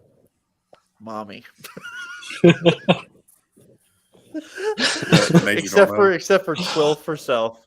Mommy. I love her, but except for her, rest in peace. Oh man. But except for her, that's the worst found, part about this show, dude. Like, honestly, why'd they kill her off, bro? I know, like Just there to were keep the so many synth in things line. about the Book of Boba Fett that didn't work, but she really did. Oh my gosh, I feel so creepy, but It's 11:49. whatever. But no, but Twi'leks, I have found it live action Disney Plus Twi'leks look bad 99% of the time. Like it's like, we used all the makeup and prosthetics on the Mon Calamaris. Let's just put Leku on this human and it'll look whatever. And it looks terrible every time, almost. Like Mando season 1 with the buff Twi'lek on the prison ship. Yeah, that's exactly. The girl looked a little bit better. The guy, I think maybe it's just males. Maybe it's just male Twi'leks. They don't look right. There's something about them. I don't know. They're not nailing it. Honestly, I always thought that male Twi'leks looked kind of weird, like in other like Star Wars material. Well, I mean, the first one we ever saw, right? Was it the first one we ever saw was at Jabba's palace? Bib Fortuna. Yeah. Bib Fortuna. Thick Fortuna. And then Ula. Yeah, I mean, he just looks terrible. So terrible. But like in the animated series, like Sham Syndulla, I never felt like he looked weird, but he's animated. Why are they French in all the cartoons, but they're regular in live action? Why are the Twi'leks French randomly and then not? They're French in their home world. They're French sounding in their home world, but only in their home world. Yeah, and then when they get away from their home world, they adapt to whatever's around them. So do they pronounce it croissant or Coruscant, depending on where the planet they're from?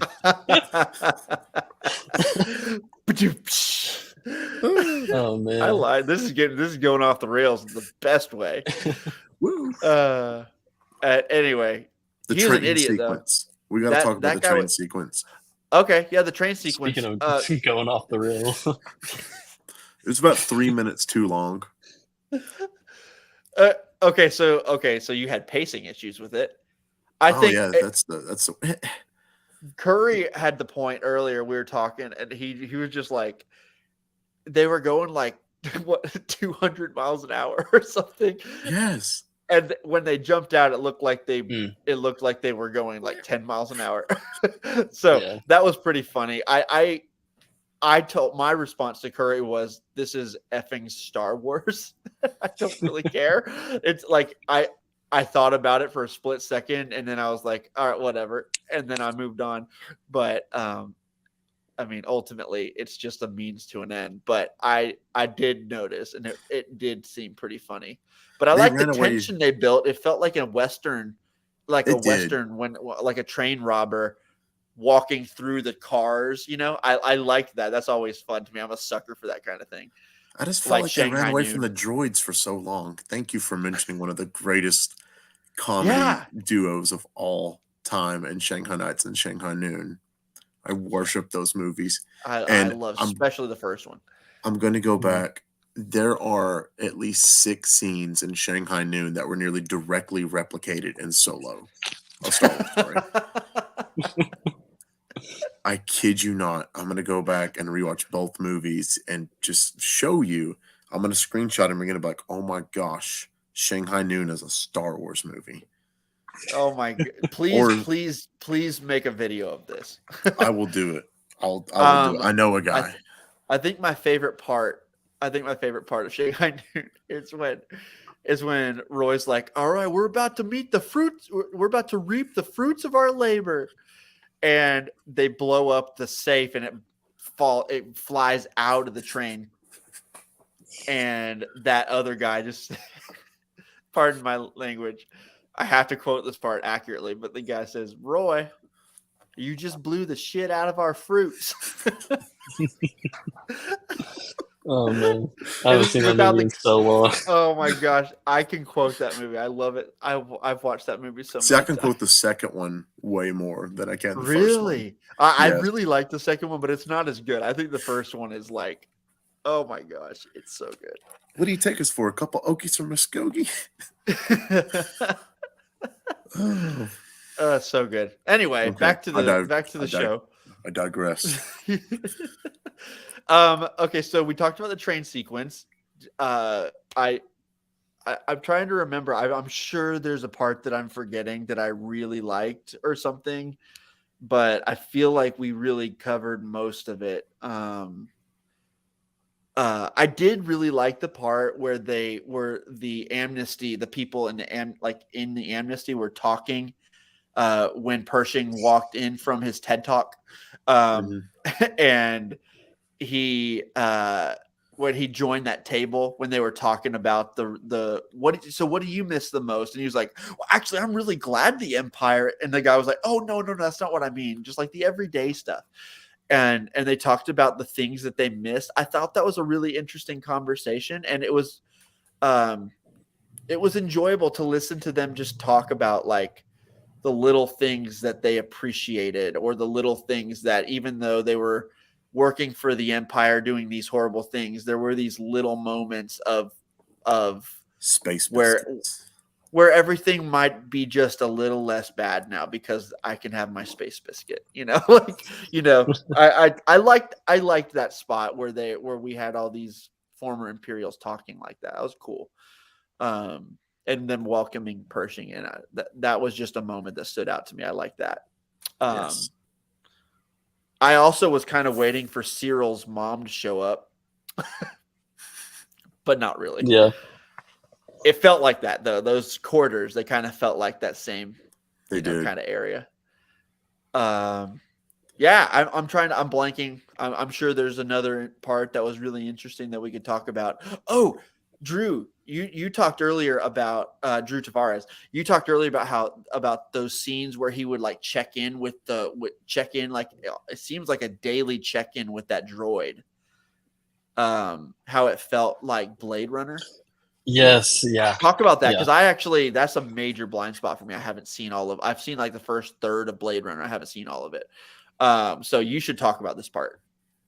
Yeah. So that, like, there's a lot of scenes in this episode that reminded me of Blade Runner.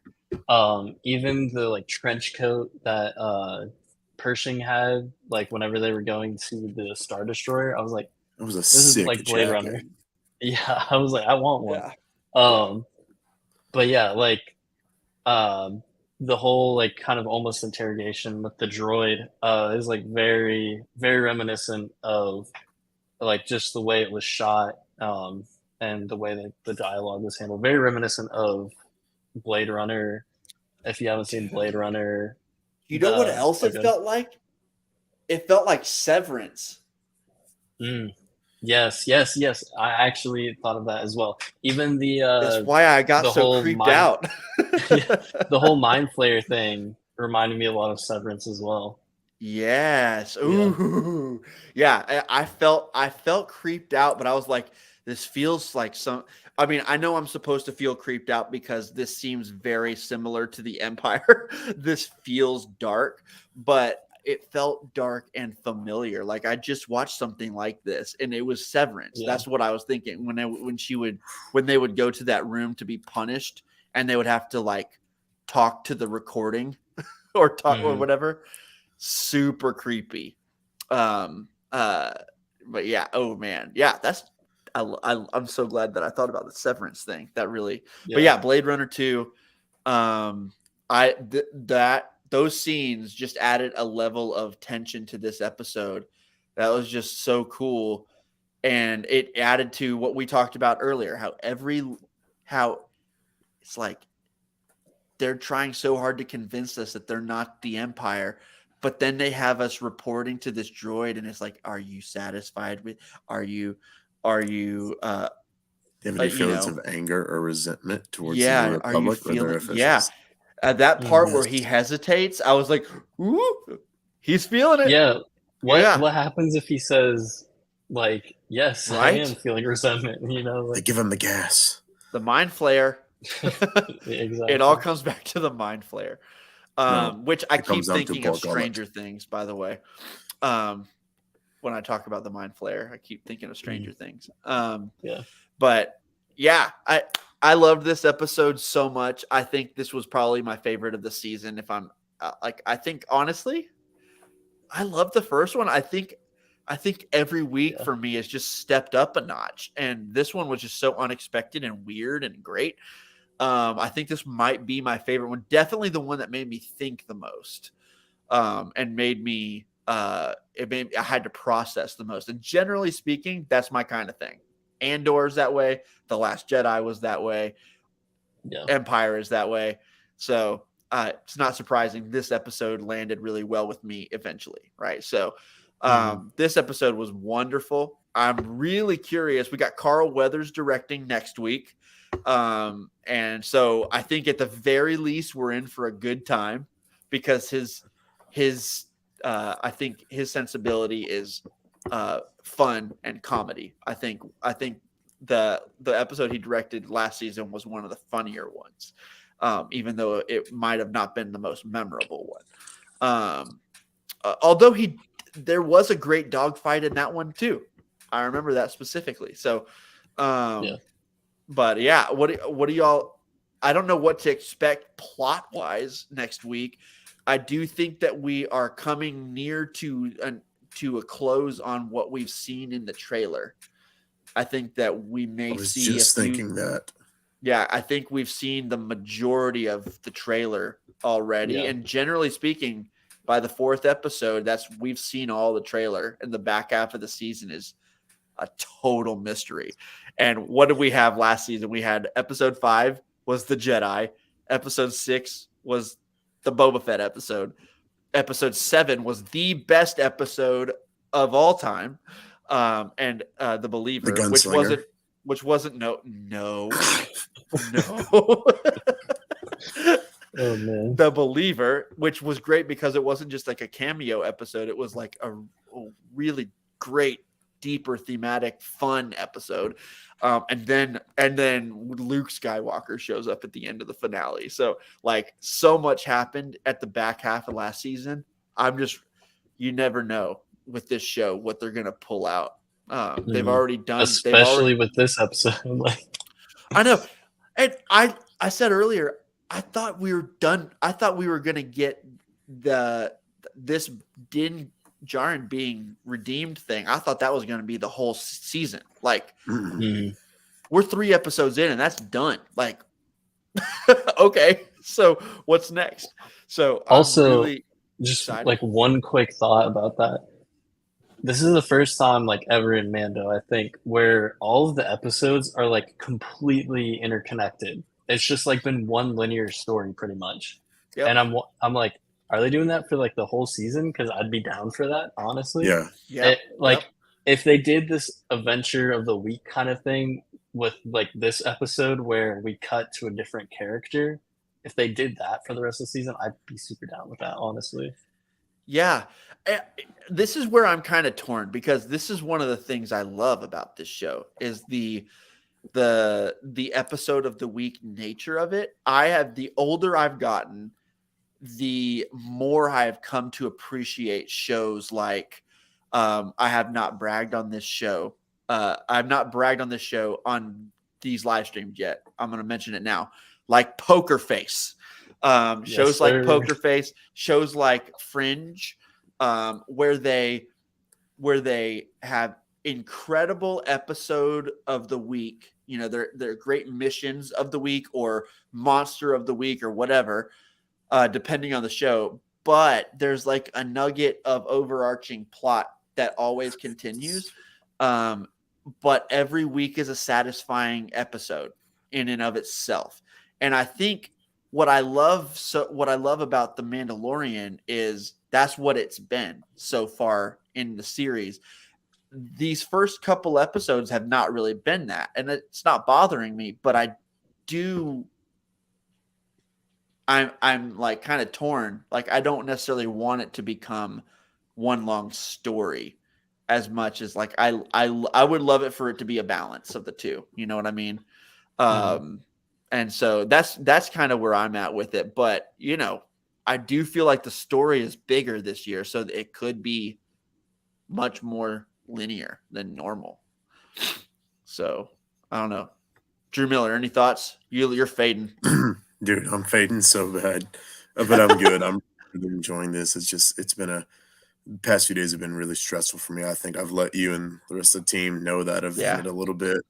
But this has just been a good way to blow off steam. And even if I'm tired, I'm gonna sleep really well. And tomorrow, theoretically, should be less stressful. But it's opening day, and we've got stuff going on, so you never know. If Carl Weathers is directing an episode, I need an alligator or other type of monster to bite off somebody's hand, just like Chubbs Peterson, and then him poke the monster's eye out. And if you've not seen Happy Gilmore, I will drive to your house and fight you. Yeah, I have seen it. It's been a while, but I have seen it. I watched it just the other night, so it's super recent for me there. Actually, you know what? I totally forgot he was in that movie. Forgot he was in that movie. He's one of my favorite parts of that movie. I really like his directing style, and I wonder if it's going to be a little bit of what we got in season 1 with his directing, or was that season 2 when he did the episode? 2. He did episode 4 last season. Yes. The one where they're on Navarro and they see the tanks of like the tanks of Snokes. That's what basically is what Snoke tanks. I really like that episode. So I think if it has a similar style and format, I just wonder kind of where they're going to be and what they're going to be doing, because I do think that the show does a good job of pairing directors from a stylistic standpoint and the writers to a writing standpoint to what the episode's doing. Like they're not going to put such and such director on an episode that, like, they're not going to put mind blank here. The mind flayer got me. I could use one of those right now. They're not going to put Carl Weathers on a Rick Famuyiwa episode or vice versa. And they're not going to put Filoni on a Deborah Chow episode, even though I feel like their styles are similar enough. But I feel like they do a good job of saying, you know what, they're going to be doing this week. I think let's go ahead and get this writer and director paired up. And I think they do a good job of purposely mixing their writing and directing teams. This is the first time I ever thought about that, but the more I think about it, I think they do a good job of pairing the creative teams up with what the episode's going to be going on with. Yeah. If I agree. That could be crazy. No. I think my only thing with that is I think Favreau writes pretty much all this show. He's the writer of most of this show. But we mentioned earlier there's a different writer for this one. And I think Rick Famuyiwa has written some as well. He wrote The Believer, I believe, right? And it shows. Yes, he did. Which is the best one. So I wish he was writing again this season. Oh my gosh. Because he was able to write a lot of his action style in. But he's got more responsibility as a producer, and he is directing 3. So maybe we're getting 3 directing episodes because he's not writing one. So, my man, Rick. He is directing the last 2 episodes. Ooh. Yeah. Which is going to be Siege of Mandalore Part 2, Parts 1 and 2. Yeah, pretty much. I'm so excited. Oh my gosh. But all right. Well, I think we should bring this to a close so Drew can go to sleep and so Drew can go to sleep. But y'all, thank you. I did not expect anyone to join me tonight. I really thought I was just going to be talking at Facebook and no one was going to be on in the chat. I've done a live stream before once late at night, like on a whim. I was like, I'm just going to live stream. I want to talk Star Wars with people. And I was on there and like nobody joined the live stream. And I was like, well, this is depressing. So I stopped. But I thought it might be that way. And it just having you guys join at such a last minute thing. It's been a blast. So thank y'all. This was fun. Thank you. But I did not upload last week's episode to the podcast feed. I will be doing that. I'll be uploading last week's, and I'll upload this one just so the audio option's up there. Life's crazy, y'all. I cannot. I can't fathom editing.